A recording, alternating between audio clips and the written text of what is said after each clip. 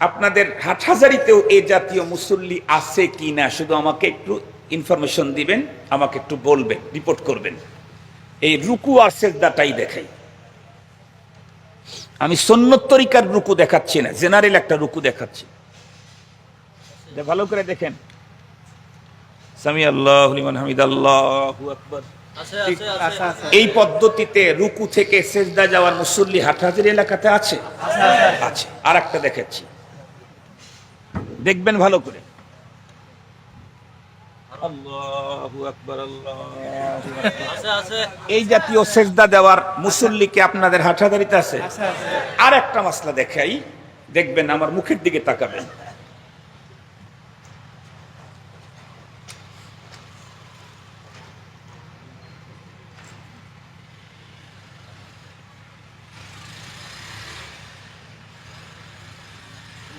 কি দেখলেন? নামাজের শুরু থেকে রুকু শেষ করে আবার দাঁড়ালাম, কিন্তু আমার মুখ খোলে নাই। দেখছেন কি লক্ষ্য করে? মুখটা বন্ধ ছিল। পদ্ধতি দেখাইলাম নামাজের ভিতরে। এই তিন কাজ নামাজের ভিতরে যেই মুসল্লিগুলা করেছে, নারী হোক আর পুরুষ হোক, এদেশের হোক আর বিদেশের হোক, বাংলাতে পড়ুক আর কাবা শরীফে পড়ুক, ওদের নামাজ হয় নাই। ওদের নামাজ, কথা বলেন, ওদের নামাজ হয় নাই। কেন হয় নাই? প্রথম নাম্বার ব্যক্তি, শেষে যেটা দেখাইলাম।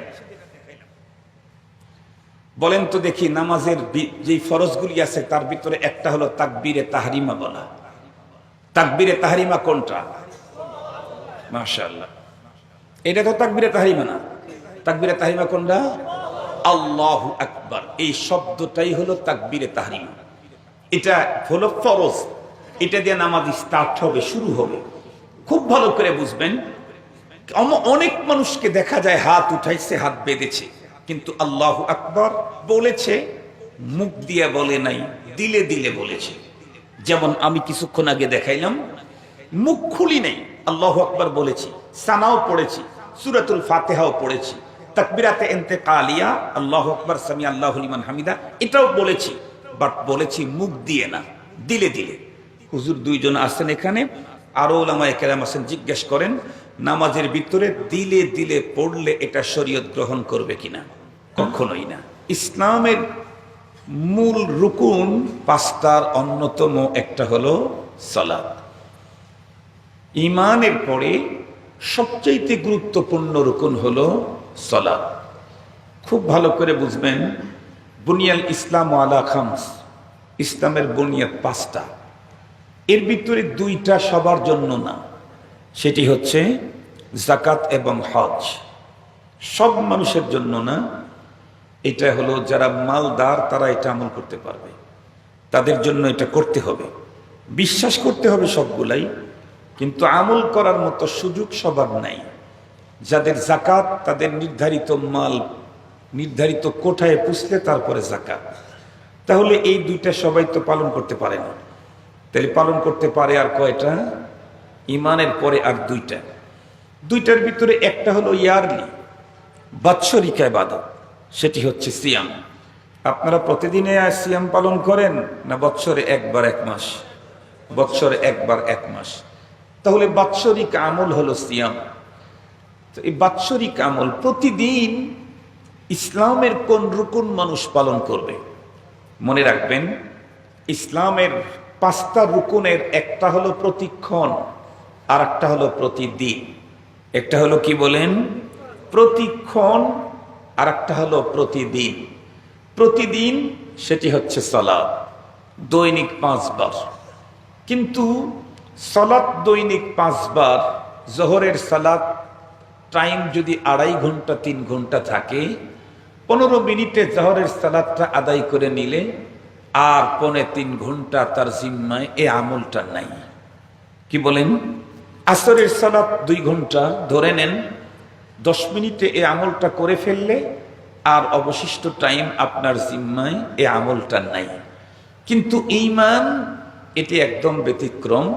এটি হলো প্রতিক্ষণ। এমন না যে 24 ঘন্টার 24 মিনিট ঈমানের হালতে থাকলাম, এরপরে আর দরকার নাই। এই জাতীয় কি ঈমান? ঈমান প্রতিক্ষণ। ঘরেও ঈমান, বাইরেও ঈমান, শুয়ে থাকতেও ঈমান, বসে থাকলেও ইমানের হালতে, 24 ঘন্টাই ইমানের হালতে থাকতে হয়। আর প্রতিদিন 5 বার যে কাজটা করতে হয় ইমানের পরে, সেটি হলো সালাত। সালাত সম্পর্কে আল্লাহ পাকের রসুল সিরিয়াস কথা বলেছেন। নবীজি বলেন, আসসালাতু ইমাদুদ্দিন, সালাত হচ্ছে দ্বীনের স্তম্ভ।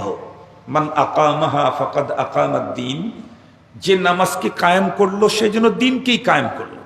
ওয়ামান হাদামাহা ফাকাদ হাদামাদ্দীন, যে নামাজকে নষ্ট করলো সে যেন দ্বীনকে ভেঙ্গে চুরমার করে দিল। খুব ভালো করে বুঝবেন, আল্লাহর দ্বীনকে যদি কেউ ভাঙতে আসে, আমার দেশের যেই মানুষগুলি দ্বীনের সাথে তেমন সম্পর্ক রাখে না কিন্তু মুসলিম, ও যদি শুনতে পায় যে ওই লোক দ্বীন ভাঙতে আসছে, তাহলে তাকে কি ছেড়ে দেবে? কথা বলেন। অন্য কেউ যদি দ্বীন ভাঙতে আসে, আমরা মুসলিম, তাকে কখনো ছাড় দেওয়া, ছেড়ে দেওয়ার মানসিকতাই নাই। কিন্তু আমি যে দ্বীন ভেঙ্গে ফেলছি, সেটার প্রতিকার কি? নবীজি তো বললেন, মান হাদামাহা ফাকাদ হাদামাদ্দীন, যে নামাজকে নষ্ট করলো সে দ্বীনকেই ভেঙ্গে ফেললো। আমার দ্বারা যে দ্বীন ভাঙ্গার কাজ হচ্ছে, এটার প্রতিকার কোথায়? এটা কি করতে, কেমনে, এটার সলিউশন কি? একটু ভাবার জন্য আপনাদেরকে অনুরোধ করছি। নবীজি তো আরো বলেন, আল ফারকু বাইনাল ঈমান ওয়াল কুফর, ঈমান আর কুফরের মাঝখানে পার্থক্যকারী বস্তু তারকুস সালাত, নামাজ ছেড়ে দেওয়া। নামাজ ছেড়ে দিলে বোঝা যাবে যে ঈমান নাই। নামাজ আদায় করলে মনে করতে হবে তার ভিতরে ঈমান আছে। নবী আলাইহিস সালাম তো আরো বলেন, মান তারাকাস সালাতা মুতাআম্মিদান ফাকাদ কাফার, যে ব্যক্তি নিজের ইচ্ছায় ওজরবিহীন নামাজকে তরক করলো, সে তো কুফরি কাজ করে ফেলল। নামাজ কত বড় গুরুত্বপূর্ণ জিনিস, সিরিয়াস গুরুত্বপূর্ণ জিনিস। নামাজ তো শুধুমাত্র কেবলমাত্র রব্বুল আলামিনের পক্ষ থেকে একটি আইন আমাদের পালন করার জন্য, এমনটি না। বরং গভীরভাবে লক্ষ্য করলে দেখা যায়, নামাজ হলো এ পৃথিবীর মানুষ পৃথিবীতে যে কোনো মুহূর্তে যে কোনো সমস্যার সম্মুখীন হলে মালিকের কাছ থেকে সমাধান নেওয়ার সবচাইতে ইজি পথ হলো নামাজ। সবচাইতে ইজি। কোন সমস্যা? জাতীয় সমস্যা, ব্যক্তিগত সমস্যা, ফ্যামিলির সমস্যা, সামাজিক সমস্যা, আন্তর্জাতিক সমস্যা, আসমানি সমস্যা, জমিনি সমস্যা, কোন সমস্যার কথা বলবেন? সব ধরনের সমস্যার সমাধান নেওয়ার সবচেয়ে ইজি পদ্ধতি হলো সালাত। এ কারণেই তো আমাদের রাসূল করিম সাল্লাল্লাহু আলাইহি ওয়াসাল্লাম এবং নবীজির সাহাবায়ে কেরাম, আমরা প্রত্যেকেই জানা কথাগুলি স্মরণ করে দিচ্ছি, যে কোনো সাহাবীর জুতার একটা ফিতা ছিঁড়ে গেলেও আমরা উলামায়ে কেরামের কাছ থেকে শুনি, তারা নামাজের মাধ্যমে আল্লাহ পাকের কাছ থেকে চেয়ে নিতেন। ক্ষুধার্ত হলে তখনও নামাজের মাধ্যমে আল্লাহ পাকের কাছ থেকে সমাধান নিতেন। আর আল্লাহ পাকের কোরআনে আল্লাহ পাকের ওয়ার্ডারও আছে, ওয়াস্তাইনু বিসসাবরি ওয়াসসালাহ, তোমরা আমার কাছে সহযোগিতা চাও দুইটা পথে, একটা হলো সবর আর একটা হলো সালাত। সবর আর সালাত, এই দুই জিনিসের মাধ্যমে তোমরা আমার কাছ থেকে সহযোগিতা চাও। আল্লাহ পাক, আমি যদি আপনাকে বলি যে ভাই তোমার এই সমস্যা শুনলাম, বলে জি, তুমি আমার কাছে আসো দেখি আমি, তাহলে তার অর্থ কি? আপনি আমার কাছে আসলে আমি আপনাকে সহযোগিতা দেব না, এই অর্থ? কথা বলেন না কেন? আপনি কোনো ঝামেলায় পড়ছেন, এটা আমি জানতে পারছি, পরে আমি আপনাকে ফোন করি অথবা রাস্তায় দেখা হলে, এই তুমি নাকি এই সমস্যায় পড়ছো, বলে হ্যাঁ, তুমি একটু আমার সাথে দেখা করো। এর তর্জমা কি? এর তর্জমা হলো, আপনি আমার সাথে সাক্ষাতে এলেই আমি আপনাকে সহযোগিতা করব। আমার সাথে দেখা করো আমার মতো একজন মানুষ, এই কথা বলার পরেই আমি সহযোগিতা করব, এটা যদি নিশ্চিত হয়, রব্বুল আলামিন তো বললেন, ইস্তাইনু বিসসাবরি ওয়াসসালাহ, তোমরা আমার কাছে সহযোগিতা চাও সালাত আর সবরের মাধ্যমে। তাহলে এই দুই পথ দিয়ে আমরা আল্লাহ পাকের কাছে সহযোগিতা চাইলে আল্লাহ পাক করবেন না এমন কোন সম্ভাবনা কি আছে? 1% তো নেই, 1/4%ও নেই। মুহতারাম হাজিরিন, আমাদের নবী আলাইহিস সালামের জীবন ইতিহাস আমরা দেখলে কি দেখি? পারিবারিক সমস্যা, রাষ্ট্রীয় সমস্যা, আসমানি সমস্যা, জমিনি সমস্যা, সব সমস্যার সমাধানে নবী আলাইহিস সালাম সালাতের ব্যবস্থা রেখেছেন। যেমন আসমানের সূর্য গ্রহণ লেগে গেছে, আলোহীন হয়ে গেছে। এই সমস্যা সমাধানের জন্য নবীজি নামাজের পদ্ধতি উম্মতকে শিখিয়ে দিয়ে গেছেন, নামাজের পদ্ধতি শিখিয়ে দিয়ে গেছেন। আকাশ থেকে বৃষ্টি হচ্ছে না, জমিন ফেটে চৌচির, গবাদি পশু সহ মানুষের জীবন দুর্বিষহ। এই মুহূর্তে সমাধানের জন্য নবী আলাইহিস সালাম নামাজের পদ্ধতি সালাতুল ইস্তিসকা নবী আলাইহিস সালাম শিখিয়ে দিয়ে গেছেন। তাহলে সূর্য গ্রহণ লাগলে আসমানি সমস্যা, এটা সমাধানের জন্য নামাজ। অনাবৃষ্টি হলে এ সমস্যা সমাধানের জন্য নামাজ। খুব বেশি ভয় আতঙ্ক, কোন জালিমের ভয়, চূড়ান্ত সিরিয়াস আতঙ্ক, অথবা অন্য কোনো আতঙ্ক, আসমানি জমিনি কোনো আতঙ্ক, তাহলে সেখানেও সালাতুল খাউফ, সেখানেও কি আছে কথা বলেন? যে কোনো ধরনের সমস্যা হলে, যে কোনো ধরনের, যে কোনো হাজতে, এর জন্য রাসূল করিম সাল্লাল্লাহু আলাইহি ওয়াসাল্লাম আমাদেরকে নামাজ দিয়ে গেছেন। সেটি হচ্ছে সালাতুল, কথা বলেন না কেন, হাজাত, সালাতুল হাজাত। এটা হলো জেনারেল, যে কোনো ধরনের প্রয়োজনে।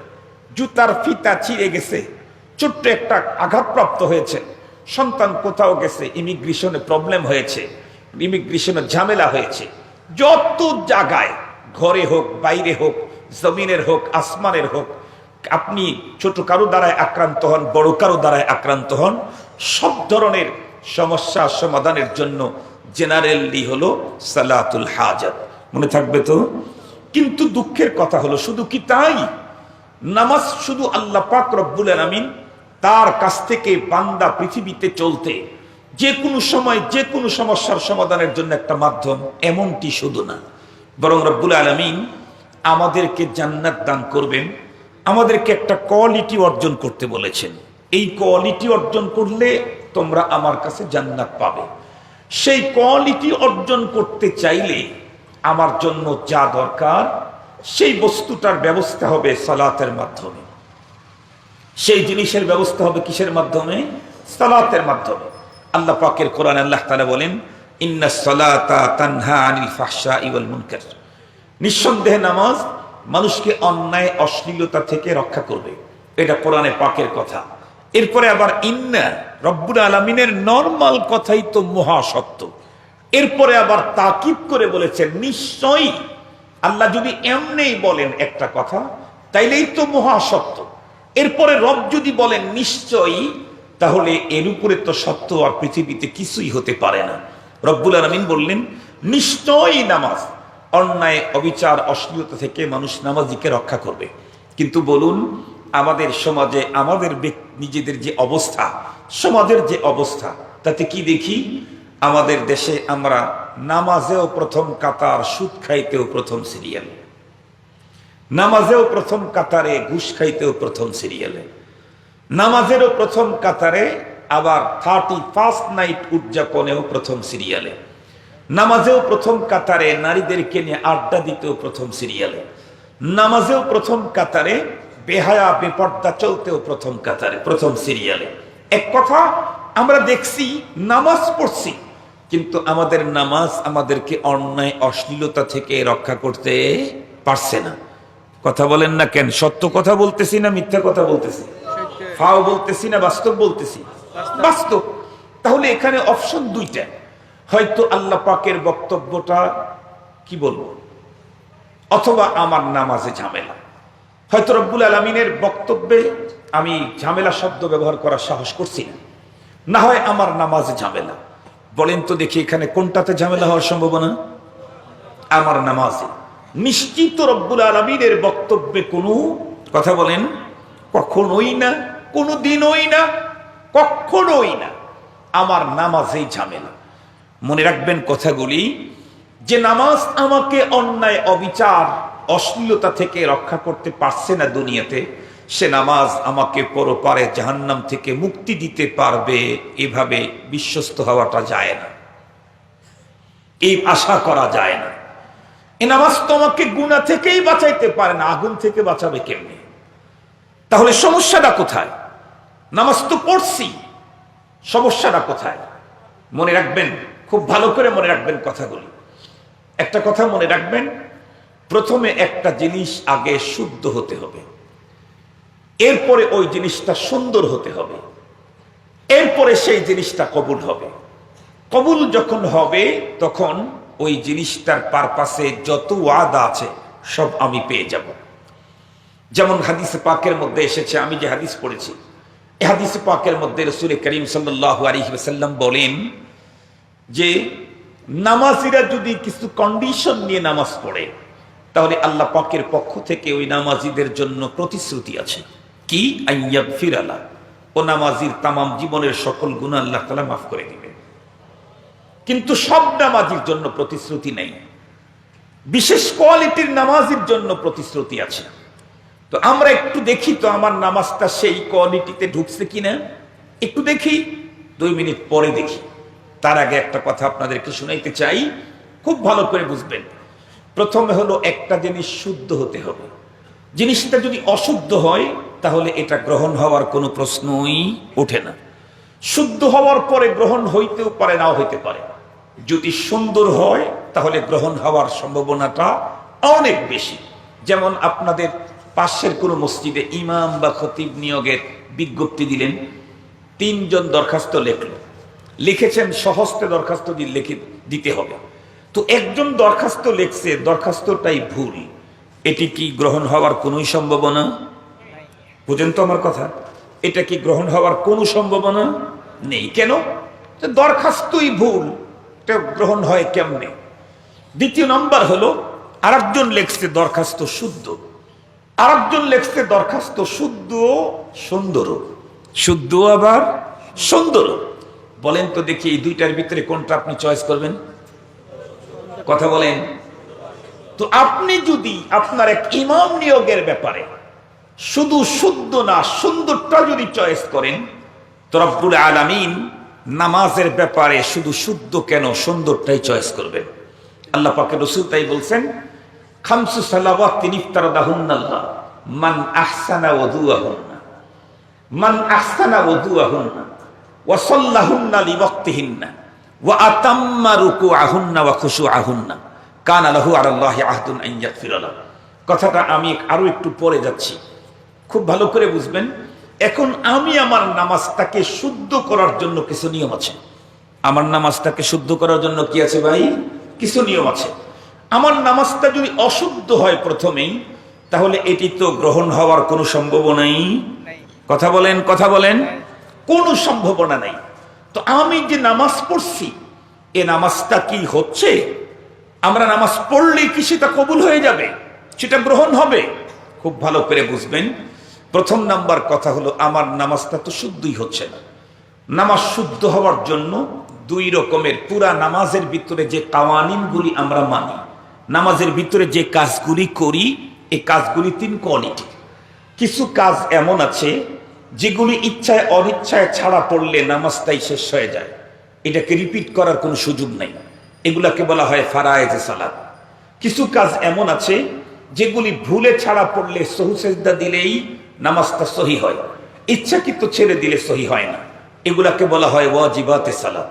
কিছু কাজ এমন আছে যেগুলি ভুলে ছাড়া পড়লেও নামাজ সমস্যা নাই, ইচ্ছাকৃত ছেড়ে দিলেও নামাজ সমস্যা নাই, তবে নামাজের কোয়ালিটি নিচে নেমে আসে, এগুলাকে বলা হয় সুনান ওয়া মুস্তাহাব্বাতে সালাত। কথা কি আপনারা বুঝতে পারলেন? আরবি বললাম কেন? আরবি বললাম কেন? আপনারা তো সবাই বাঙালি, বাংলাদেশি বাঙালি, তারপরে আরবি বললাম কেন? আরবি বললাম এই কারণে, আমাদের দেশে এই বস্তুটা আবিষ্কার হওয়ার পর থেকে, আসার পর থেকে আমরা লক্ষ্য করে দেখছি, একদম প্রত্যন্ত গ্রাম অঞ্চলের গণ্ডমূর্খ যেই নারী বয়ের নিচে ফোঁটা দিলে বয় শূন্য র হয়, এটাও জানে না, সেই নারীদেরকেও দেখছি আমরা এখন এই ফোনটা ব্যবহার করার কারণে এখন সে ইংরেজি জানে, বলতে পারে এবং বুঝে। অপশন, ফাংশন, নেটওয়ার্ক, ফোন বুক, ফেসবুক, বুঝে না বুঝে না, কথা বলেন না কেন? এগুলো কি বাংলা না ইংরেজি? এগুলি সব ইংরেজি। এই ইংরেজি একদম প্রত্যন্ত গ্রাম অঞ্চলের গণ্ডমূর্খ মহিলাও অপশন বুঝে, ফাংশন বুঝে, ফোন বুক বুঝে, ফেসবুক বুঝে, নেটওয়ার্ক বুঝে। কেন? এই ফোনটা যারা আবিষ্কার করছে তারা এই ফোনটার ব্যাপারে ব্যবহার করেছে ইংরেজি পরিভাষা। এই ফোনের ভিতরে আছে ইংরেজি পরিভাষা। আরবি পরিভাষা তারা ব্যবহার করেনি, ইংরেজি পরিভাষা। যারা এটা আবিষ্কার করছে তাদের ভাষা ইংরেজি, এই জন্য ইংরেজি পরিভাষাটাই তারা ব্যবহার করছে। সুতরাং এই ফোন থেকে আমি যদি শতভাগ উপকৃত হতে চাই, আবিষ্কারকের কিছু পরিভাষা আমাকে জানতেই হবে, নাইলে 100% শতভাগ এখান থেকে উপকৃত হওয়ার কোনো সুযোগ নাই। খুব ভালো করে বুঝবেন, একটা ফোন থেকে যদি শতভাগ উপকৃত হওয়ার জন্য ইংরেজি পরিভাষা জানতে হয়, তাহলে নামাজ এবং কোরআন এবং ইসলাম দিয়ে 100% উপকৃত হতে চাইলে আমাকে কোরআনের আরবি কিছু পরিভাষাও জানা দরকার। এই জন্য আমি বললাম, ফেসবুক যদি বুঝেন, অপশন যদি বুঝেন, ফাংশন যদি বুঝেন, ওয়াজিবাতে সালাত কেন বুঝবেন না? ফারায়েদে সালাত কেন বুঝবেন না? সুনান ও মুস্তাহাব্বাতে সালাত কেন বুঝবেন না? বুঝতেই হবে, বুঝতেই হবে। ছাড় দিয়েই আজকে কন্ডিশন হয়েছে। মুহতারাম হাজরিন, আমরা প্রত্যেকেই জানি নামাজের বাহিরে ভিতরে কয় ফরজ? কথা বলেন না কেন? নামাজের ওয়াজিব কতগুলি? 14টি। এই দুই প্রকারের মাসআলা নামাজের ভিতরে আমাকে মানতেই হবে। এই দুই প্রকারের মাসআলা, ফরজগুলি এবং ওয়াজিবগুলি মানতেই হবে। ফরজ যদি অনিচ্ছাতেও ছাড়া পড়ে, নামাজকে কখনোই আর শুদ্ধ করার সুযোগ নেই, নতুন করে পড়তে হয়। ওয়াজিব যদি ভুলে ছেড়ে যায়, সহু সেজদা দিলে কাজ হয়, ইচ্ছাকৃত ছেড়ে দিলে কিয়ামত পর্যন্ত সহু সেজদা দিলেও কাজ হবে না। এখন আসেন, আমাদের দেশে অনেক মুসল্লি আছে, আমি আপনাদেরকে দেখাচ্ছি আমাদের নামাজের কন্ডিশনটা কি, এরপরে আমি আপনাদেরকে নিয়ে কিছু ওয়াজ করবো ইনশাআল্লাহ। আমাদের আপনাদের হাটহাজারিতে হয়তো এরকমের মুসল্লি নাই, তবে আমাদের সিরাজগঞ্জে আছে। মুসল্লিদের নামাজের কন্ডিশন কি? মাত্র 2টা মাসআলা আমি চেয়ার থেকে সরে গিয়ে আপনাদেরকে দেখাই। থাকেন, আপনারা দেখবেন আপনাদের হাটহাজারিতেও এ জাতীয় মুসল্লি আছে কি না, শুধু আমাকে একটু ইনফরমেশন দিবেন, আমাকে একটু বলবেন, রিপোর্ট করবেন। এই রুকু আর সেজদাটাই দেখাই। আমি সুন্নত তরিকার রুকু দেখাচ্ছি না, জেনারেল একটা রুকু দেখাচ্ছি, ভালো করে দেখেন। সামি আল্লাহু লিমান হামিদা, আল্লাহু আকবার। এই পদ্ধতিতে রুকু থেকে সেজদা যাওয়ার মুসল্লি হাটহাজারী এলাকাতে আছে? আছে। আর একটা দেখাচ্ছি, দেখবেন ভালো করে। আল্লাহু আকবার, আল্লাহু আকবার। এই জাতীয় সেজদা দেওয়ার মুসল্লিকে আপনাদের হাটহাজারীতে আছে? আর একটা মাসলা দেখাই, দেখবেন, আমার মুখের দিকে তাকাবেন।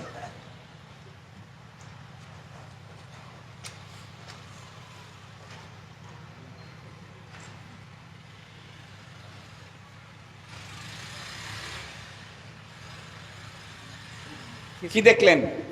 নামাজের শুরু থেকে রুকু শেষ করে আবার দাঁড়ালাম, কিন্তু আমার মুখ খোলে নাই। দেখছেন কি? লক্ষ্য করে মুখটা বন্ধ ছিল। এই জাতীয় এই পদ্ধতিতে নামাজ পড়ার মতো মুসল্লিকে হাটহাজারিতে আছে? কথা বলেন। পুরুষের ভিতরেও আছে, নারীদের ভিতরে তো অ্যাভেলেবেল। পুরুষের ভিতরেই আছে, নারীদের ভিতরে তো অ্যাভেলেবেল। এই যে 3 পদ্ধতি দেখাইলাম নামাজের ভিতরে, এই 3 কাজ নামাজের ভিতরে যেই মুসল্লিগুলা করেছে, নারী হোক আর পুরুষ হোক, এদেশের হোক আর বিদেশের হোক, বাংলাতে পড়ুক আর কাবা শরীফে পড়ুক, ওদের নামাজ হয় নাই। ওদের নামাজ, কথা বলেন, ওদের নামাজ হয় নাই। কেন হয় নাই? প্রথম নাম্বার ব্যক্তি, শেষে যেটা দেখাইলাম, বলেন তো দেখি, নামাজের যে ফরজগুলি আছে তার ভিতরে একটা হলো তাকবীরে তাহরিমা বলা। তাকবীরে তাহরিমা কোনটা? মাশাআল্লাহ, এটা তো তাকবীরে তাহরিমা না। তাকবীরে তাহরিমা কোনটা? আল্লাহু আকবার। এই শব্দটাই হলো তাকবীরে তাহরিমা। এটা হলো ফরজ, এটা দিয়ে নামাজ স্টার্ট হবে, শুরু হবে। খুব ভালো করে বুঝবেন, অনেক মানুষকে দেখা যায় হাত উঠাইছে, হাত বেঁধেছে, কিন্তু আল্লাহু আকবার বলেছে, মুখ দিয়ে বলে নাই, দিলে দিলে বলেছে। যেমন আমি কিছুক্ষণ আগে দেখাইলাম, মুখ খুলি নাই, আল্লাহু আকবার বলেছি, সানাও পড়েছি, সূরাতুল ফাতিহাও পড়েছি, তাকবীরাতে ইন্তেকালিয়া, আল্লাহু আকবার, সামি আল্লাহু লিমান হামিদা, এটাও বলেছি, বাট বলেছি মুখ দিয়ে না, দিলে দিলে। হুজুর 2 জন আছেন এখানে, আরো উলামায়ে কেরাম আছেন, জিজ্ঞেস করেন নামাজের ভিতরে দিলে দিলে পড়লে এটা শরীয়ত গ্রহণ করবে কিনা? কখনোই না। এটা পড়তে বলা হয়েছে, পড়তে বলা হয়েছে। সূরা আপনাকে পড়তে হবে, জবান দিয়ে আরবি অক্ষর উচ্চারণের জায়গা থেকে শব্দগুলি বের করতে হবে। ফজর, এই মাগরিব, এশা 3 ওয়াক্ত সালাতে তো জোরে জোরে পড়ছেন, এটা তো সমস্যা নেই। জোহর আর আসর এবং বিতির এবং সুন্নত নামাজ অথবা কাজা নামাজ যেগুলি আস্তে পড়েছি আমরা, সেগুলি মুখ না খুলে দিলে দিলে যারা পড়েছি, তাকবীর বলেছি, সূরাতুল ফাতিহা পড়েছি, এদের এই পদ্ধতিতে জীবনের যত নামাজ পড়ছে, 1 ওয়াক্ত নামাজও হয় নাই, পুরা জীবনের নামাজ নতুন করে ঘুরে পড়তে হবে। তো কি করতে হবে, কেমনে পড়তে হবে, ভালো করে দেখেন।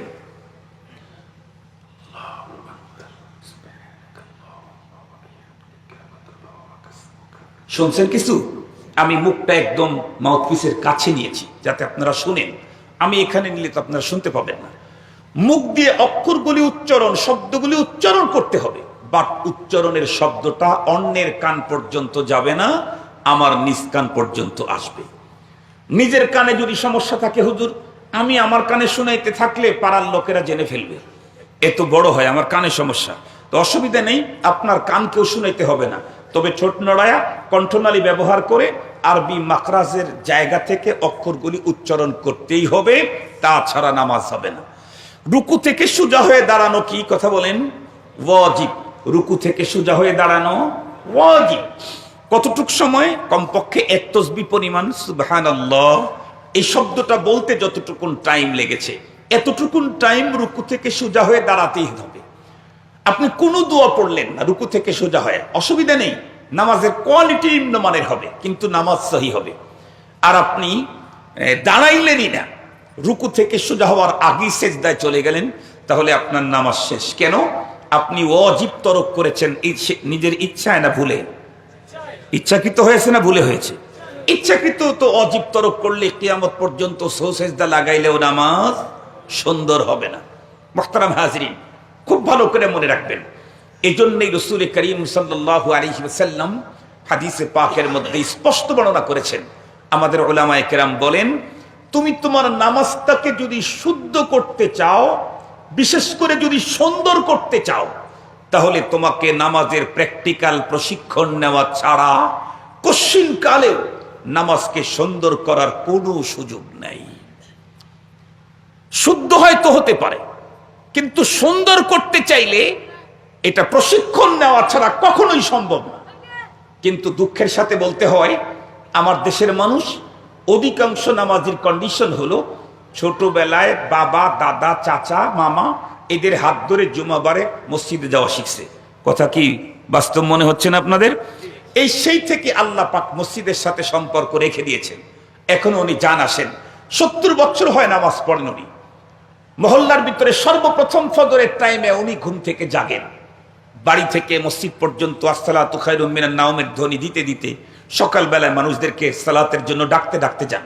মসজিদের দরজাটা উনি প্রথম ওপেন করেন, খুলেন, ভিতরের সুইচটা উনি প্রথমে জ্বালান, ঘরের ভিতরে উনি ঝাড়ু দেন, আজান উনিই দেন। কিন্তু ওনার নামাজের কন্ডিশন হলো কি, 70 বছর হয় এই কায়দায় নামাজ পড়ছেন, এ পর্যন্ত একদিনও কোনো যোগ্য, দক্ষ, বিচক্ষণ, বিদগ্ধময় কোনো প্রশিক্ষণ প্রাপ্ত আলেমকে নিজের রুকুটাও কোনোদিন দেখায় নাই। হুজুর দেখেন তো আমার রুকুটা ঠিক আছে নাকি, হুজুর দেখেন তো আমার দাঁড়ানোটা সহি আছে নাকি, হুজুর দেখেন তো আমার সিজদাটা সহি আছে নাকি। সিজদা দিলেই কবুল? নো। রুকু দিলেই কবুল? নো। নামাজ পড়লেই হয়? নো। স্পষ্ট সহি হাদিসের বর্ণনা। এ হাদিস হানাফিরাও বলে, সালাফিরাও বলে। এ হাদিস হানাফিরাও বলে, সালাফিরাও বলে। আমাদের দেশের কিছু সালাফি আছে না, যারা হানাফিদের হাদিসকে সহি বলতে রাজি নেই।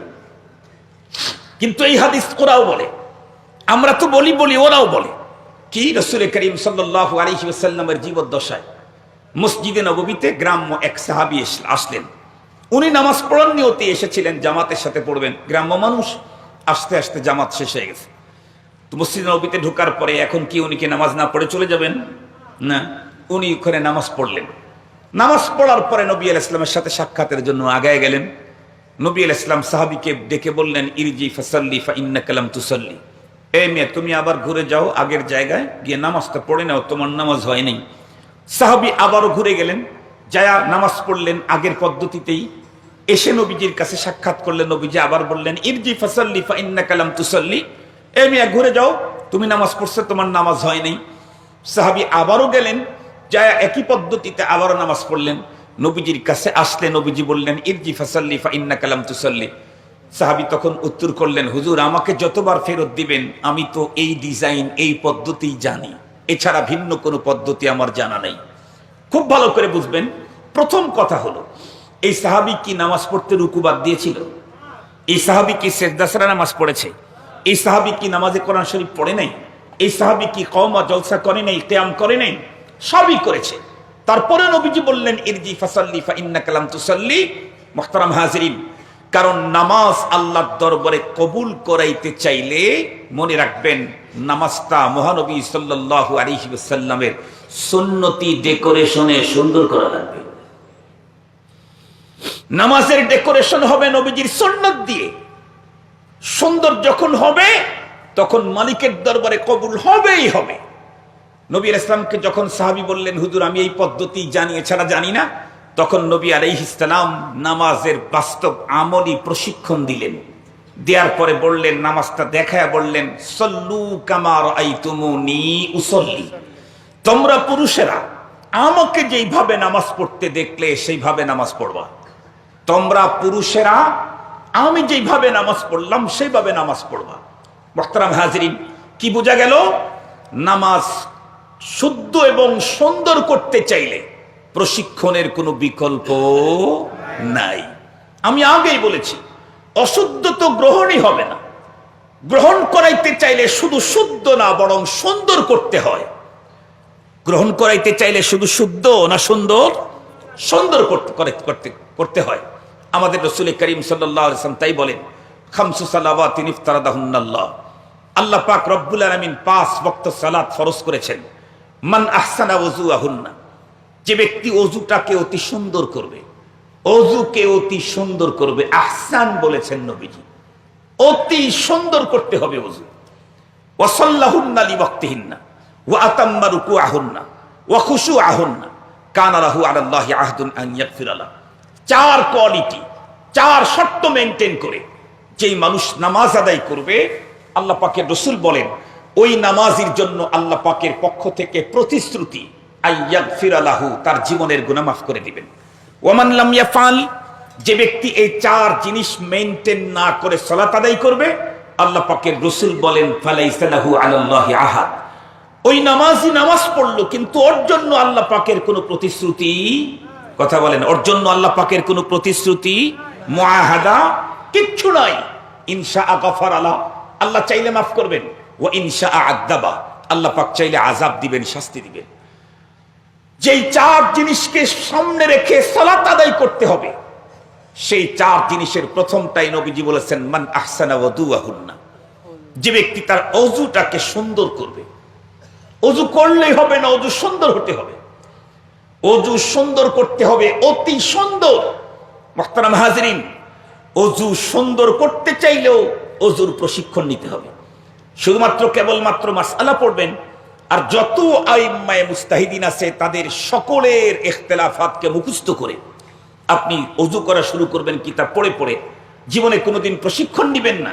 আমি চ্যালেঞ্জ করে বলতে পারি, প্রশিক্ষণ ছাড়া পৃথিবীর কোনো মানুষের ওযু শুধু বই পড়ে কখনোই সুন্দর হতে পারে না। প্রশিক্ষণ ছাড়া দুনিয়ার সব নামাজের 12,000 মাসআলা সব মুখস্থ করেও প্রশিক্ষণ ছাড়া নামাজ আদায় করলে তার নামাজও সুন্দর হতে পারে না। ওযু যে সুন্দর হবে না, এটা বুঝাবার জন্য 2টা মাসআলা মাত্র বলি। 1 নাম্বার, আপনারা তো জানেন, ওযুর ভিতরে দাড়ি যদি ঘন হয় তাহলে কি গোড়া পর্যন্ত পানি পৌঁছাইতে হয়? এই চুলের মূল জায়গা পর্যন্ত পানি পৌঁছাইতে হয় না। দাড়ি যদি পাতলা হয় তাহলে দাড়ির গভীরে ভিতর পর্যন্ত পানি পৌঁছাইতে হয়। দাড়ি যদি ঘন হয় তাহলে কি করতে হয়? খিলাল করতে হয়। দাড়ি ঘন কোনটা, পাতলা কোনটা? মুফাক্কাহায়ে কেরাম সহজ কথা বলে দিয়েছেন। দূরের থেকে তাকাইলে দাড়ির ভিতর দিয়ে যার চামড়া দেখা যায় এটা হলো পাতলা দাড়ি, আর তাকাইলে দাড়ির ভিতরে চামড়া যারটা দেখা যায় না এটা হলো ঘন দাড়ি। এটা সহজ মাসআলা। এখন ঘন দাড়ি তো আপনি খিলাল করবেন, খিলালের পদ্ধতি কি? আমাদের বাংলাদেশে যারা খিলাল করে দেখবেন, এটাও কিন্তু খিলাল। এটা খিলাল না? এটা খিলাল না? কেউ কি বলতে পারবে যে এটা খিলাল না? এটা খিলাল। এই এক পদ্ধতিতে খিলাল করে। আবার কেউ খিলাল করে কোন পদ্ধতিতে? এই দিক থেকে, ও এই দিক থেকে আগেরটা টানছে, এখন এই দিক থেকে ধাক্কা দিচ্ছে।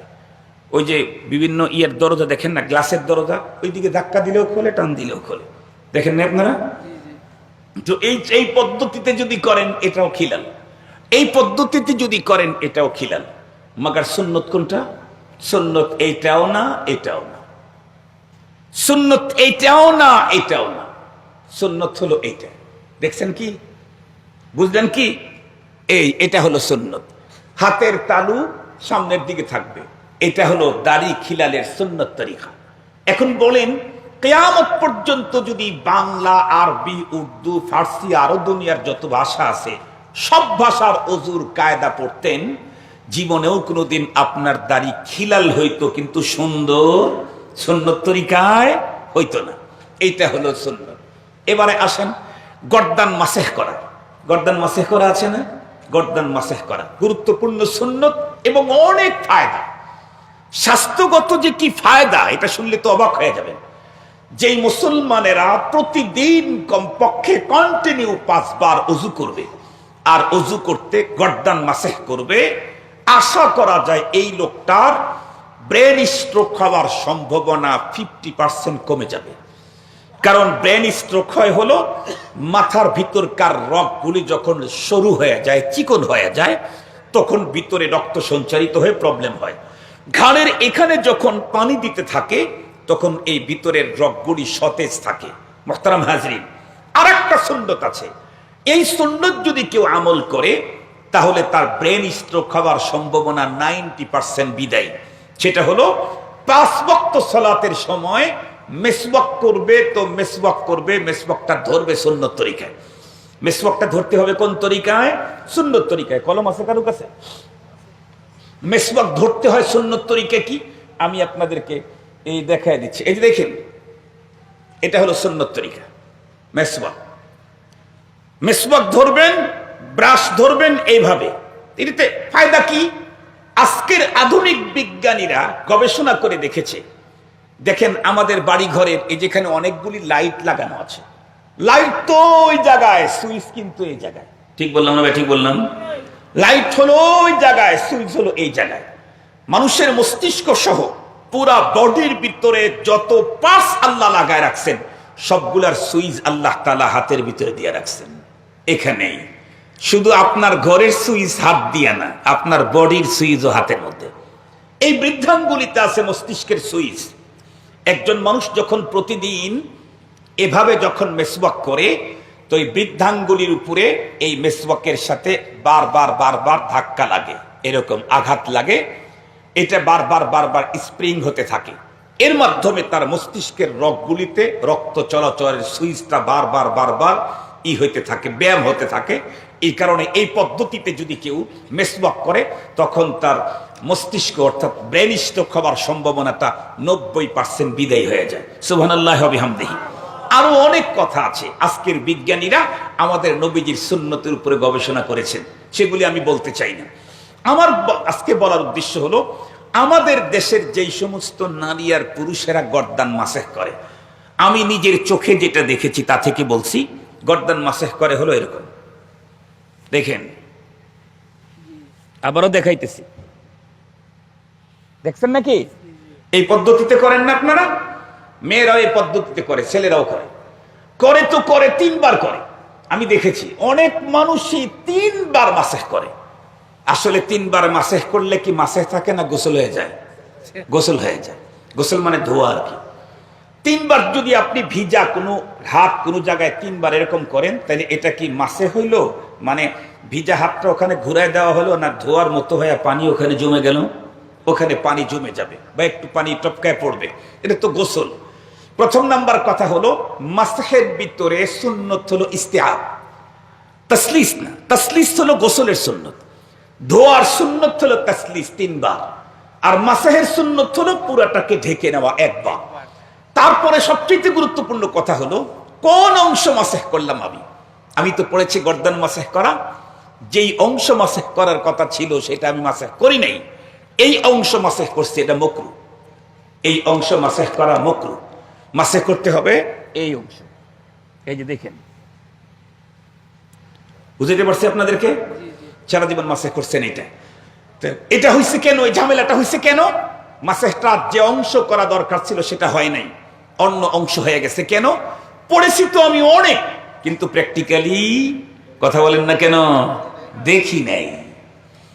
খুব ভালো করে বুঝবেন, আমাদের মতো মুসল্লিদের পুঁজি তো নাই। পুঁজির মধ্যে একটা পুঁজি ভালো, সেটা হলো নামাজ। সবাই কম বেশি নামাজ পড়ি, কিন্তু সে নামাজের কন্ডিশন হলো মাসাইলে নামাজ জানতে আমার দেশের মুসল্লি আগ্রহী না, নামাজের মাসআলা জানতে আগ্রহী না। নামাজ পড়তে আলহামদুলিল্লাহ অনেকটা আগ্রহী আছে, কিন্তু নামাজের মাসলা জানতে আগ্রহী না। শুধু মাসলা জানলেই হবে না, প্র্যাকটিক্যালি প্রশিক্ষণ নিতে হবে নামাজের। মুসলমান ভাইরা আমার কথা ভালো করে বুঝবেন,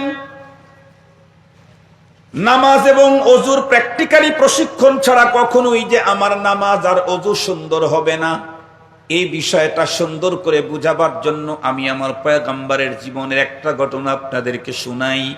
তাহলে আমাদের ভিতরে নামাজ রোজার বাস্তব প্রশিক্ষণ নেওয়ার টেন্ডেন্সি পয়দা হবে ইনশাআল্লাহ।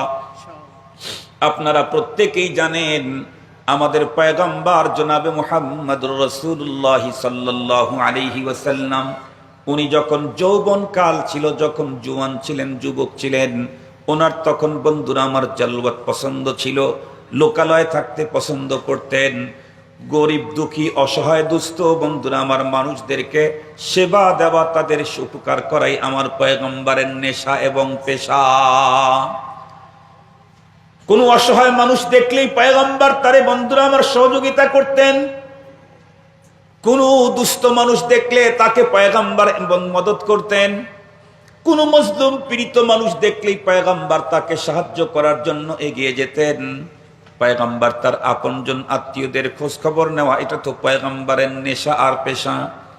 সেই পয়গম্বর দিন গড়তে গড়তে যখন পয়গম্বরের উপরে আল্লাহ পাক রব্বুল আলামিনের পক্ষ থেকে নবুয়ত প্রাপ্তির সময় যখন গুনায় আসলো, তখন আমার পয়গম্বরের রুচির একটু পরিবর্তন হয়ে গেল। এখন ওনার বন্ধুরা আমার জালওয়াত পছন্দ না, এখন খালওয়াত পছন্দ। এখন মানুষের মাঝে থাকতে পয়গম্বরের আর ভালো লাগে না, একদম একা একা থাকতে পয়গম্বরের ভালো লাগে। এমনকি আম্মাজান খাদিজাতুল কুবরা রাদিয়াল্লাহু তাআলা আনহা ঘরের ভিতরেও পয়গম্বর থাকতে অত স্বাচ্ছন্দ্য বোধ করেন না। যেই পরিমাণে স্বাচ্ছন্দ্য বোধ করেন পয়গম্বর একা একা ওই যে জাবালে নূরের গর্তের ভিতরে দিন কাটাইতে, রাত কাটাইতে। আল্লাহর পয়গম্বর এক পর্যায়ে আম্মাজান খাদিজাতুল কুবরা রাদিয়াল্লাহু তাআলা আনহার কাছ থেকে 2 দিন 3 দিনের খাবার নিয়ে জাবালে নূরে চলে যেতেন। ওই গর্তের বন্ধুরা আমার ভিতরে পয়গম্বর ওখানে অবস্থান করতেন একে একই, যেখান থেকে তাকাইলে খানায়ে কাবা দেখতে কোনো সমস্যা নাই। বিশ্বনবী সাল্লাল্লাহু আলাইহি ওয়াসাল্লাম লম্বা টাইম এভাবে কাটানো শুরু করে দিলেন। লম্বা ঘটনা। শেখুল হাদিস আল্লামা আজিজুল হক রহমাতুল্লাহি আলাইহি আমাদেরকে বুখারী শরীফ পড়াইতে চোখের পানি ছেড়ে কান্না করে বলতেন, শেখ বলেন 50 সনে সর্বপ্রথম যখন আমি হজে যাই, এরপরে আল্লাহ পাক যখন আমাকে জাবালে নূরের ওই গর্ত পর্যন্ত ওঠার সুযোগ দিলেন, যেই গর্তের ভিতরে আমাদের পয়গম্বর আল্লাহকে পাওয়ার সাধনায় লিপ্ত ছিলেন, ওইখানে আমাকে আমার 2 জন ছাত্র 2 দিক থেকে ধরে উঠালো। কিন্তু সেই সময় হুজুর বলেন, আমি একজন জওয়ান মানুষ, তারপরে 2 জনের সাহারা নিয়ে উঠলাম, 2.5 ঘন্টা লেগে গেল। ওখানে ওঠার পরে দীর্ঘক্ষণ পর্যন্ত ইবাদত করার পরে নেমে আসলাম। আমি আমার জীবনে যতবার খাদিজাতুল কুবরা রাদিয়াল্লাহু তাআলা আনহার মাকবারা জিয়ারত করতে গেছি, আম্মা জানের কবরের পাশে দাঁড়াইলেই আমার চোখের পানি ধরে রাখতে পারতাম না। আমি একজন জওয়ান পুরুষ মানুষ, যেই পাহাড়ের উপরে উঠতে 2.5 ঘন্টা সময় লাগলো, আম্মা জান খাদিজাতুল কুবরা রাদিয়াল্লাহু আনহার মতো 50 ঊর্ধ্ব বয়সের একজন বৃদ্ধা মহিলা ওই জায়গার ভিতরে 1400 বছর আগে কিভাবে উঠে উঠে পয়গম্বরের খেদমত করতেন। মুসলমান ভাইরা নিয়ে আমার সেগুলি মূল উদ্দেশ্য না। দেখতে দেখতে 40 বছর যখন পূর্তি হয়ে গেল, বিশ্বনবীজি জাবালে নূরের গর্তের ভিতরে আছেন। জিবরাইল আমিন বন্ধুরা আমার পাহাড়ের উপরে আসলেন। এক পর্যায়ে পয়গম্বরকে গর্ত থেকে বের করলেন, পাহাড়ের উপরে এক জায়গায় শোয়া দিলেন, পয়গম্বরের সিনা মোবারককে চাক করে ফেললেন। এরপরে ভিতর থেকে যা বের করা দরকার, যা ঢুকানো দরকার সব কমপ্লিট করলেন। এরপরে পয়গম্বরকে ডেকে বললেন ইকরা। নবীজি বলেন, আমি তখন উত্তর করলাম মা আনা বিকারিন। এ কথা বলতেই ফাআখাদানি ফাগাত্তানি হাত্তা বালাগা মিন্নি আল জুহুদ সুম্মা আরসালানি ফাকালা ইকরা ফাকুলতু মা আনা বিকারিন। বুখারী মুসলিমের হাদিস আপনারা প্রত্যেকেই জানেন, খুব ভালো করে বুঝবেন। নবীজি বলেন জিবরাইল আমাকে ডেকে বলে পড়ুন। আমি উত্তর করলাম আমি তো পড়ুয়া নই, পড়তে জানি না। এ কথা বলতে জিবরাইল আমাকে আলিঙ্গন করলেন এত মজবুত শক্ত করে, মনে হয় যেন আমার জীবনটা বেরিয়ে যাবে, ছেড়ে দিয়ে বললেন ইকরা। এমনটি 3বার করার পর জিবরাইল আমাকে ডেকে বললেন ইকরা বিসমি রাব্বিকাল্লাযী খালাক খালাকাল ইনসানা মিন আলাক। সূরাতুল আলাকের প্রথম 5 আয়াত পড়ে ফেললেন। নবী আলাইহিস সালাম জিবরাইল আমিনের সঙ্গে বন্ধুরা আমার কণ্ঠ মিলাইয়া উনিও 5 আয়াত পড়ে ফেললেন। এরপরে জিবরাইল আমিন পয়গম্বরকে ডেকে বললেন পয়গম্বর চলুন আমার সঙ্গে পাহাড়ের পাদদেশে নেমে যাই। রহমতে আলম সাল্লাল্লাহু আলাইহি ওয়াসাল্লামকে নিয়ে পাহাড়ের পাদদেশে নেমে এলেন। নবী আলাইহিস সালাম বলেন পাহাড়ের পাদদেশে এসে জিবরাইল আমিন পায়ের গোছা দিয়ে জমিনের এক জায়গায় আঘাত করলেন। জিবরাইল আমিনের পায়ের গোছার আঘাতে সেখান থেকে স্বচ্ছ পানির নহর বন্ধুরা আমার বের হওয়া শুরু হয়ে গেল, পানির ঝর্ণা। ওখানে বসে জিবরাইল আমিন ওযু করলেন। আর আমি পয়গম্বর চেয়ে তার ওযুর কাইফিয়ত পদ্ধতি সিস্টেমগুলি দেখলাম।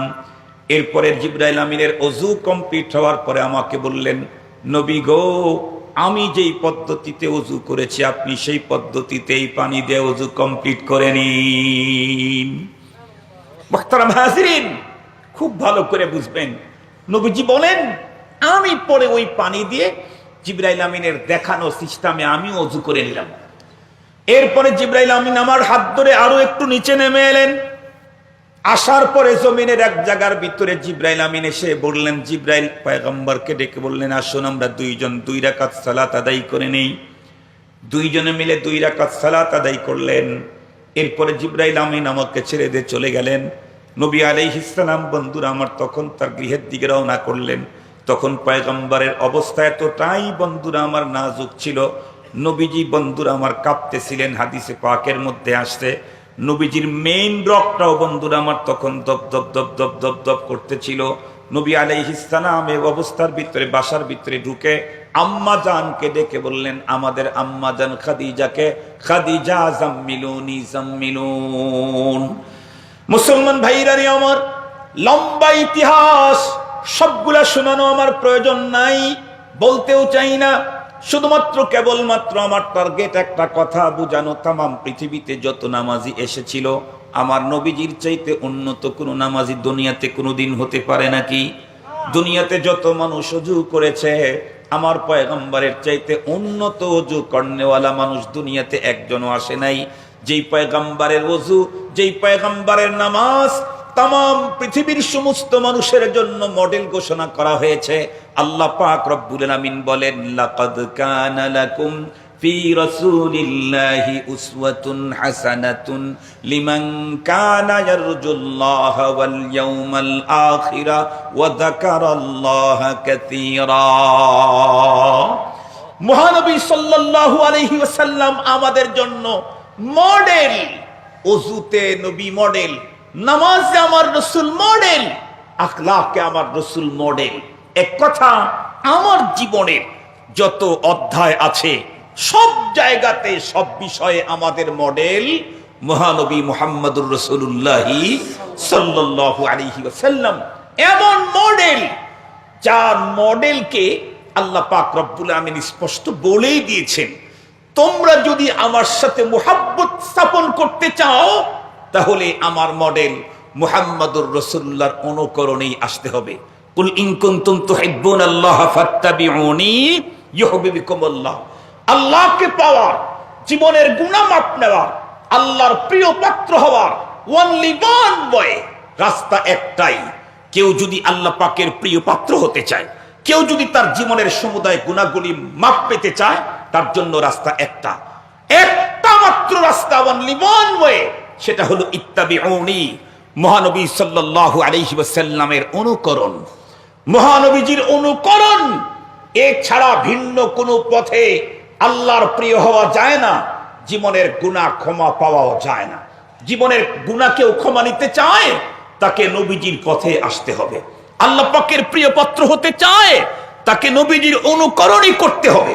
মুহতারাম হাজিরিন, যেই নবী আলাইহিস সালাম তাম পৃথিবীর মানুষের জন্য মডেল, ইসলামের প্রতিটি হুকুম আহকাম পৃথিবীর মানুষ পালন করবে মুহাম্মাদি মডেলে। আমার নামাজ আল্লাহ পাকের কাছে চয়েস হবে কখন? আমার নামাজটা মুহাম্মাদি ডিজাইনে হবে যখন। আমার ওযু আল্লাহ পাকের কাছে চয়েস কখন? আমার ওযু মুহাম্মাদি ডিজাইনে হবে যখন।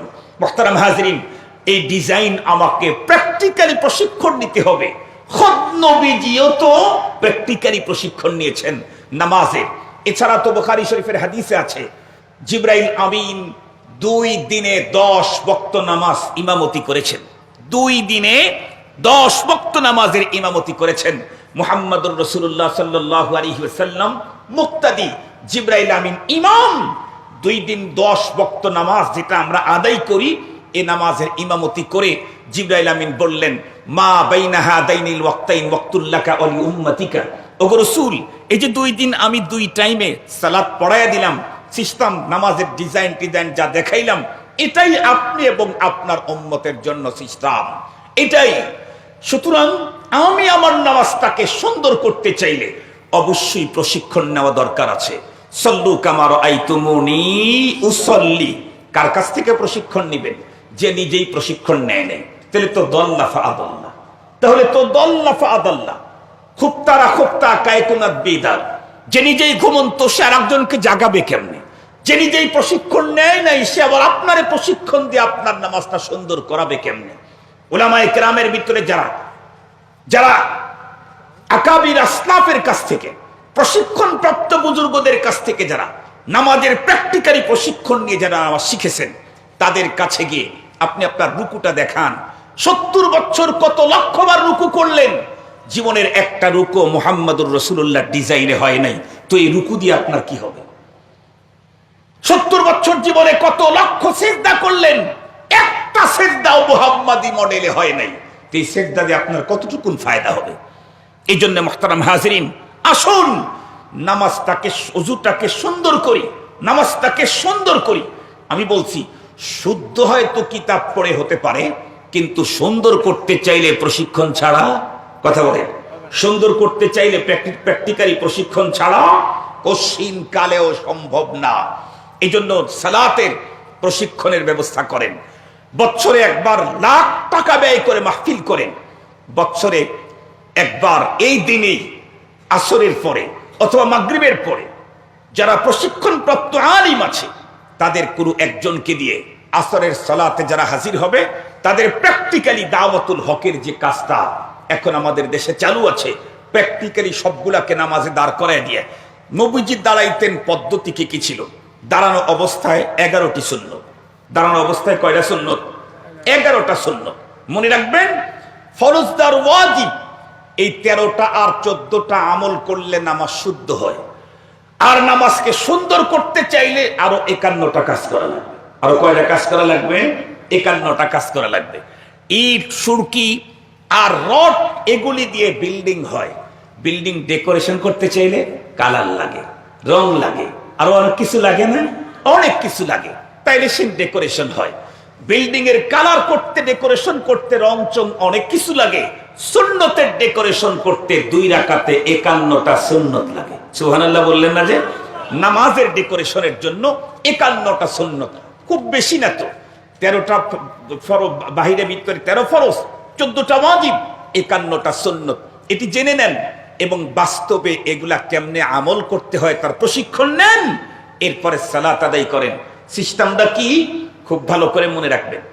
নামাজের তো পদ্ধতি আল্লাহ পাক তার রাসূল এমন ভাবে আমাদেরকে দিয়েছেন যে নামাজ যাতে কখনো কোনো নামাজের নামাজ নষ্ট না হয়। কিন্তু আমাদের অবস্থা কি?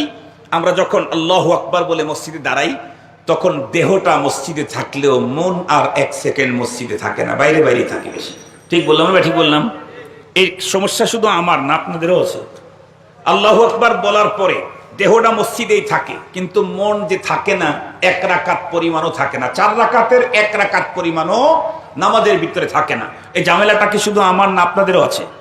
অথচ হাদিসের মধ্যে আসছে লা সালাতা ইল্লা বিহুজুরিল কলব, নামাজের ভিতরে যার অন্তর স্থির হয় নাই তার নামাজই হবে না। নামাজই হবে না মানে ফুকাহা একরাম বলছেন নামাজ সুন্দর হবে না, পরিপূর্ণ হবে না। অথচ আজকে আমরা নামাজ পড়তেছি 50 বছর হয়, এরপরে 50 বছরের 50 ওয়াক্ত নামাজও অন্তর বসায়া করতে পারি নাই। কথা বলেন না কেন? এই ঘটনা ঘটছে না আপনাদের? এই ঘটনা আপনাদের ঘটছে না? তাহলে আমার নামাজ তো পরিপূর্ণ হয় নাই। তাহলে কি করা? নামাজের প্রশিক্ষণ নেন। নামাজের ভিতরে অন্তর বসতে বাধ্য, নামাজের ভিতরে অন্তর হাজির থাকতে বাধ্য। আমি তো নামাজের প্রশিক্ষণ নেই নাই, নামাজকে কমপ্লিট শিখি নাই, নামাজ পড়া শুরু করে দিয়েছি, এই জন্য আমার এই ঝামেলা। দেখেন নামাজের শুরু আল্লাহু আকবার থেকে শুরু করে সালাম ফিরানের আগ মুহূর্ত পর্যন্ত মাঝখানে কি কোথাও 5 মিনিটের বিরতি আছে যখন কোনো পড়াপড়ি নেই? কথা বলেন না কেন? আপনারা আমার কথা বুঝেন নাই? নামাজ আল্লাহু আকবার বলা থেকে শুরু করলাম, আসসালামু আলাইকুম রাহমাতুল্লাহ, আসসালামু আলাইকুম রাহমাতুল্লাহ বলে আমি শেষ করব। এর মাঝখানে কোথাও কি 5 মিনিট সময় এমন আছে যে এই টাইম কোনো পড়াপড়ি নাই, শুধু বসে থাকার, এদিক ওদিকে জিকির করা, এরকম কোন অপশন আছে কি? খুব ভালো করে বুঝবেন। আল্লাহু আকবার বললাম, এরপরেই সুবহানাকাল্লাহুম্মা বিহামদিকা, এটা শেষ হতেই আউযু বিল্লাহি বিসমিল্লাহ, এটা শেষ হতেই সূরাতুল ফাতিহা, এটা শেষ হতেই আরেকটা সূরা, শেষ হওয়া মাত্র আবার আল্লাহু আকবার। মাঝখানে কি 2 মিনিটের অপশন বিরতি আছে নাকি? 5 মিনিটের বিরতি আছে নাকি? রুকুতে গিয়েই সুবহান রাব্বিয়াল আযীম, সুবহান রাব্বিয়াল আযীম, শেষ হতেই আল্লাহু আকবার। এরপরে উঠেই রব্বানা লাকাল হামদ হামদান কাসীরান তাইয়িবান মুবারাকান ফীহি। দোয়া জানেন তো আপনারা? পড়েন কি এটা? আমাদের শেখুল হাদিস আল্লামা আজিজুল হক রাহমাতুল্লাহি আলাইহি বলতেন যে আমাদের হানাফি মাসলকের লোকেরা 2টা জায়গায় 2টা মসনুন দোয়া না পড়ার কারণে তুলনামূলক আমাদের চাইতে আহলে হাদিস সালাফিদের নামাজটা একটু ভালো হয়। কেন? বলে ওরা ওই 2 সময় 2টা দোয়া পড়ে। তার ভিতরে একটা হলো রুকু থেকে উঠে রব্বানা লাকাল হামদ হামদান কাসীরান তাইয়িবান মুবারাকান ফীহি।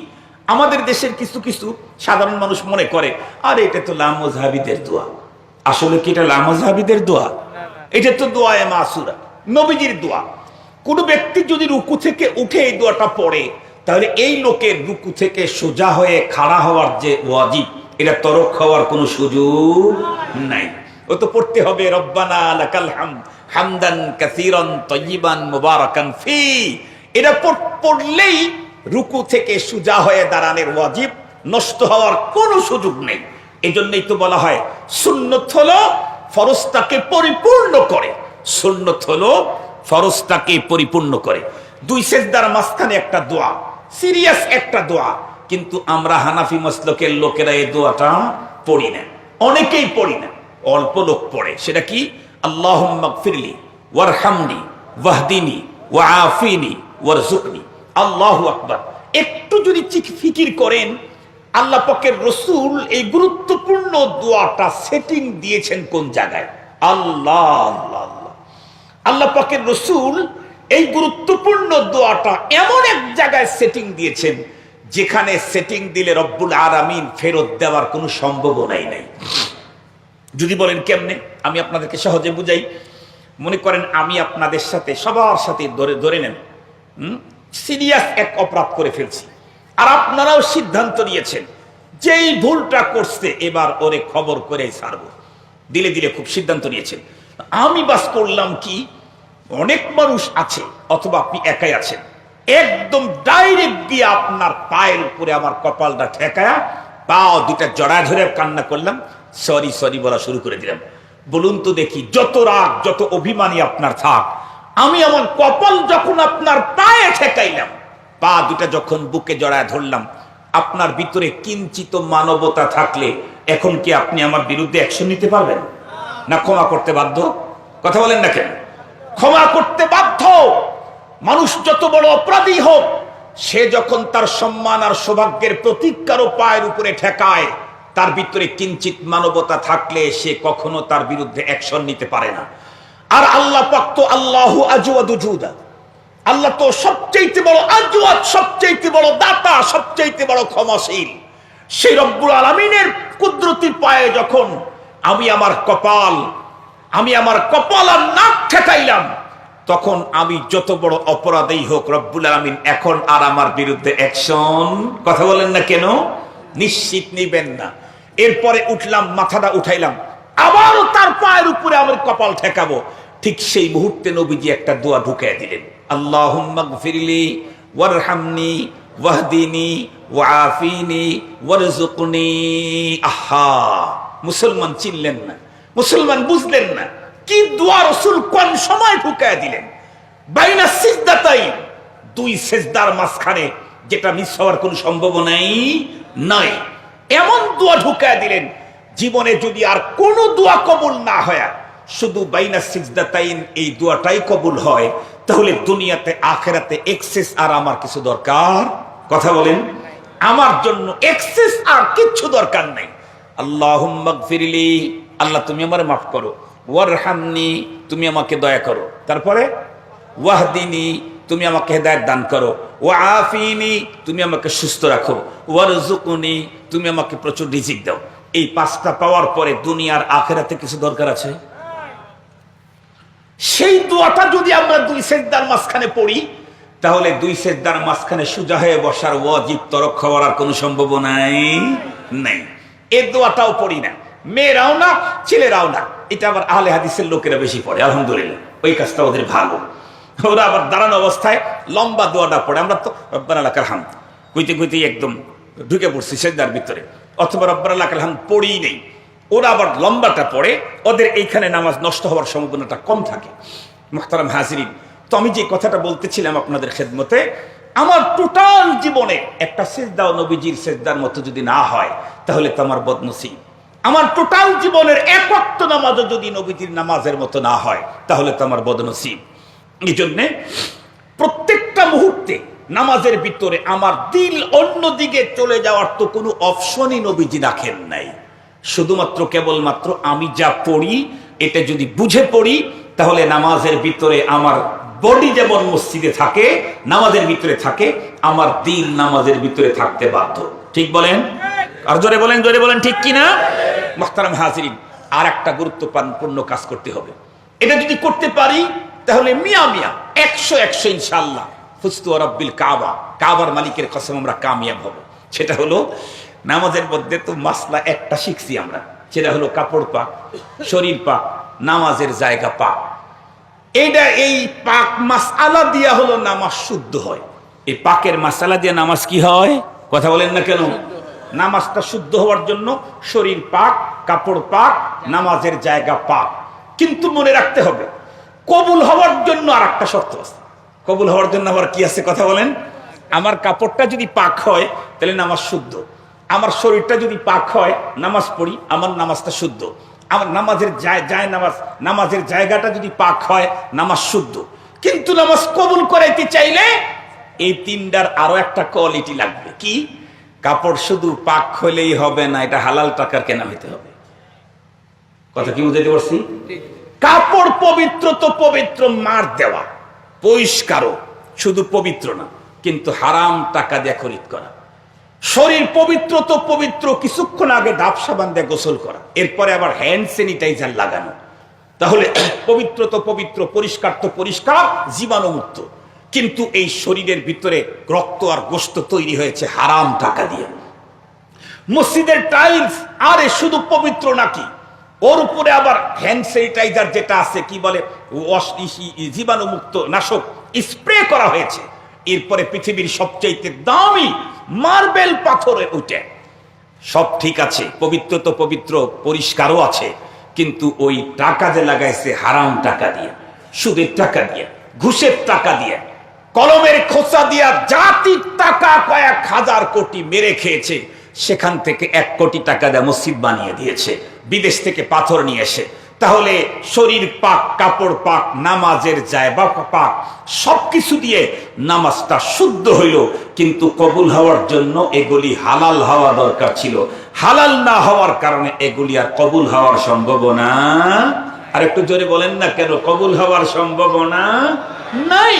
তাহলে আমি আমার কাপড়টাকে পাক করার জন্য খুব ব্যস্ত হইলাম, কিন্তু কাপড়টাকে হালাল করার জন্য আমার ব্যস্ততা নাই। আমি আমার শরীরটাকে পাক করার জন্য অনেক ব্যস্ত হলাম, কিন্তু শরীরটাকে এই হালাল করার জন্য কোনো ব্যস্ততা নাই। নামাজের জায়গাটাকে পবিত্র করার জন্য খুব ব্যস্ত হইলাম, কিন্তু নামাজের জায়গাটা হালাল টাকা দিয়ে তৈরি করার জন্য কোনো ব্যস্ততাই আমার নাই। তাহলে আমার এই সিজদাতে তমন কোনো দাম, কথা বলেন না কেন, তমন কোনো দাম? এ নামাজ আল্লাহর দরবারে কবুল হবে না।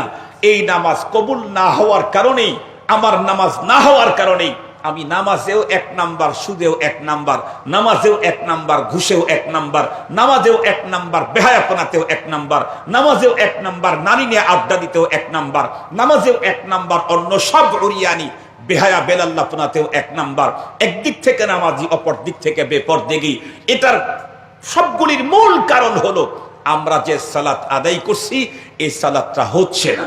একে তো শুদ্ধ হতে হবে, আর একটা হলো এটা আল্লাহর দরবারে গ্রহণ করাইতে হবে। মনে থাকবে তো, আল্লাহর দরবারে গ্রহণ করাইতে চাইলে সালাতের 4টা কোয়ালিটিওয়ালা নামাজ আদায় করতে হবে। এই কথাটা বলেই শেষ করছি। 1 নাম্বার, মান আহসানা ওযুহুন্না, যে ব্যক্তি নামাজের ভিতরে অজুটাকে সুন্দর করে অজু করে।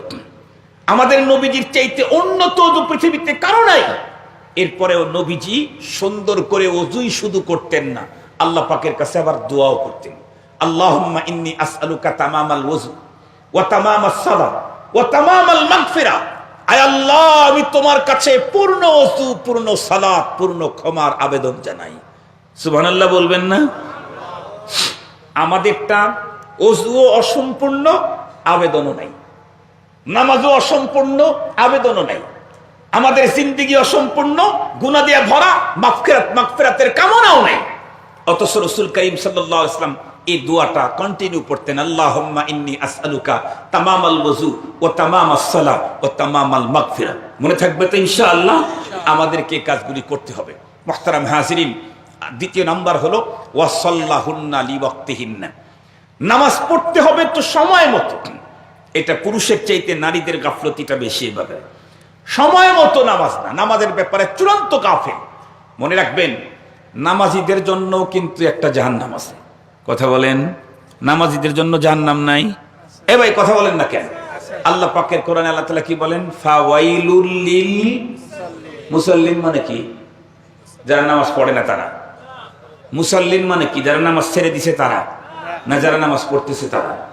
মুসল্লি মানে যারা নামাজ পড়ে তারা। তো মুসল্লিদের জন্য জাহান্নাম। কোন মুসল্লি? কোন মুসল্লি? আল্লাযীনা হুম আন সালাতিহিম সাহুন, তাই না? আল্লাযীনা হুম ইউরাউন ওয়া ইয়ামনাউনাল মাউন। নামাজের চূড়ান্ত উদাসীন, আর মানুষ দেখানোর জন্যই নামাজটা পড়ে থাকে। মানুষ দেখানোর নামাজে আমাদের দেশে আছে না নাই?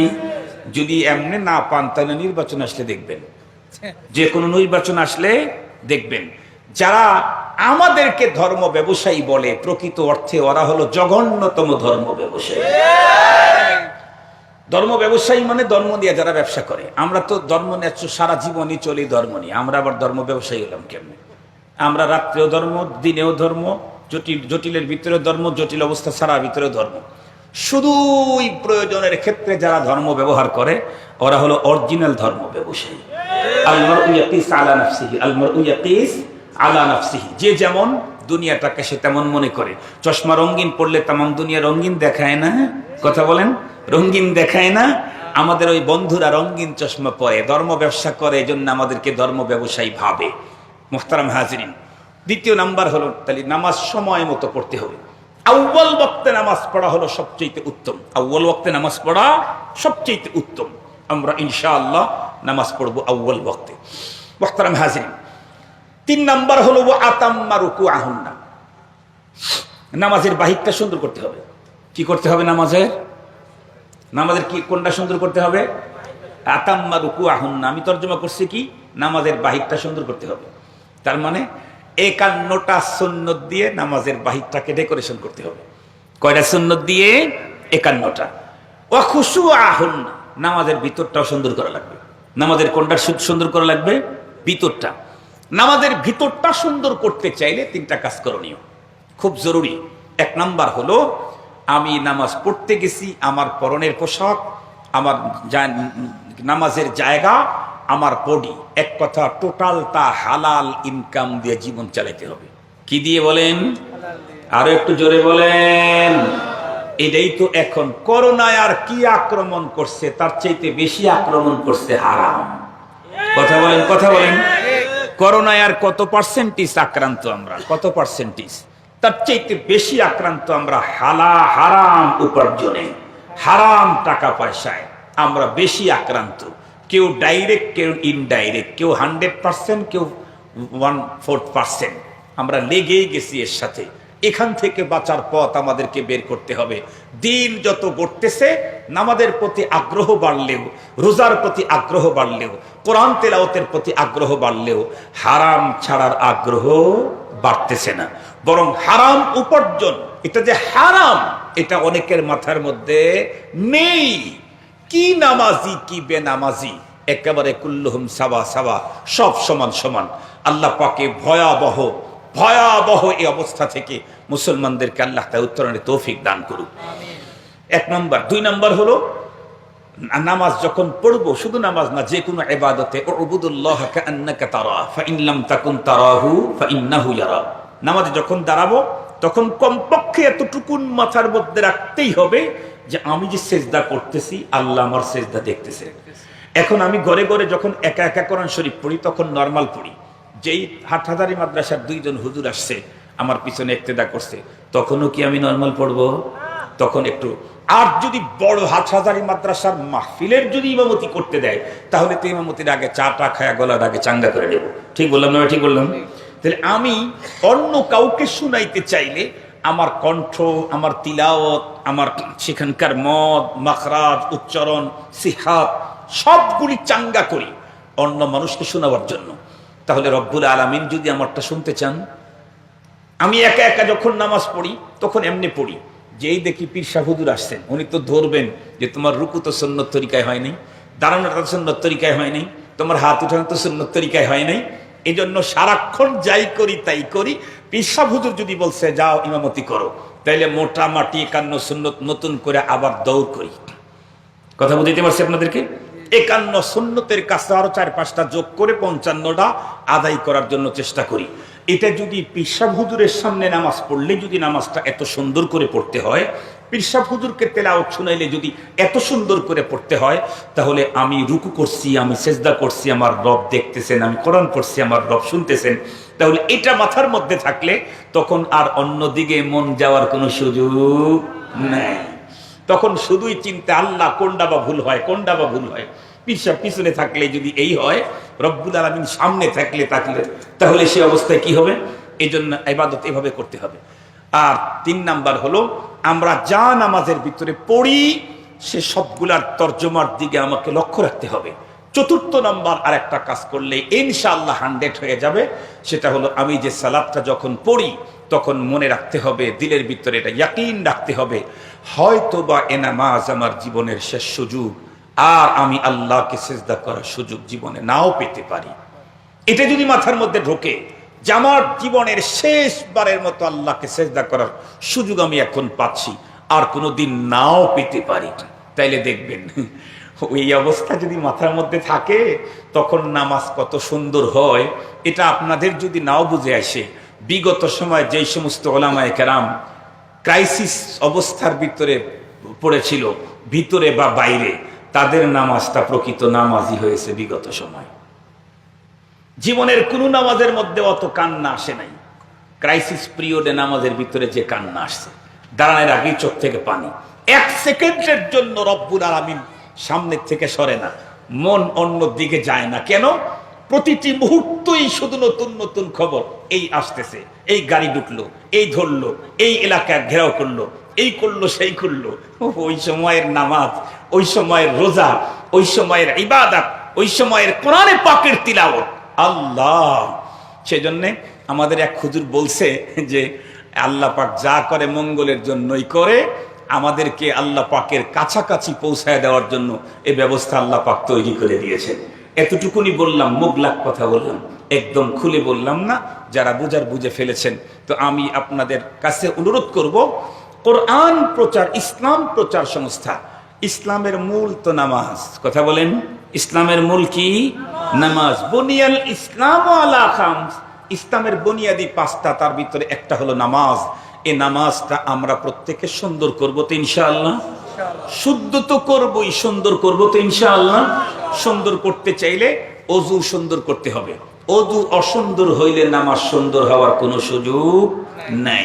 এই জন্য অতি সুন্দর উজু এবং নামাজের প্রশিক্ষণ নিয়ে, অজুর প্রশিক্ষণ নিয়ে আমরা নামাজ শুদ্ধ করব। মা বোনদের আর পুরুষের নামাজের ভিতরে কিছু পার্থক্য আছে। এই পার্থক্যগুলিও আমরা বিজ্ঞ ওলামায়ে কেরামের কাছ থেকে প্র্যাকটিক্যালি আমরা তাদের কাছ থেকে আমলি মশকের মাধ্যমে শিখে আমরা আমাদের মাকে, আমার বোনকে, আমার মেয়েকে, আমার স্ত্রীকে আমরা সুন্নত তরিকার নামাজ শিখিয়ে দেব ইনশাআল্লাহ। দেখবেন নামাজটা যদি আমাদের সুন্দর হয়, আমাদের জিন্দেগি সুন্দর হয়ে যাবে।